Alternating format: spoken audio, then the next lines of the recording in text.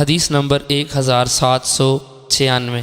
حضرت عمر بن خطاب رضی اللہ عنہ فرماتے ہیں، میں نے حشام بن حکیم بن حزام رضی اللہ عنہ کو اس قرات کے خلاف قرات سے قرآن مجید پڑھتے ہوئے سنا جس قرات سے میں پڑھتا تھا، اور مجھے خود رسول اکرم صلی اللہ علیہ وسلم نے پڑھایا تھا۔ قریب تھا کہ میں ان پر جلدی کرتا، لیکن میں نے ان کو مہلت دی، حتیٰ کہ جب وہ واپس ہونے لگے میں نے ان کی گردن میں پڑی ہوئی چادر سے کھینچا اور رسول اکرم صلی اللہ علیہ وسلم کے پاس لے آیا۔ میں نے عرض کیا، یا رسول اللہ، میں نے ان کو سورہ فرقان پڑھتے ہوئے سنا، لیکن ان کی قرات وہ نہ تھی جو آپ نے مجھے پڑھائی ہے۔ رسول اکرم صلی اللہ علیہ وسلم نے فرمایا، پڑھو۔ انہوں نے وہی قرات کی جو میں نے ان سے سنی تھی۔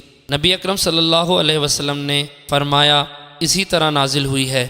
پھر مجھ سے فرمایا، تم پڑھو۔ میں نے قرات کی تو آپ نے فرمایا، یہ سورت اسی طرح نازل ہوئی ہے۔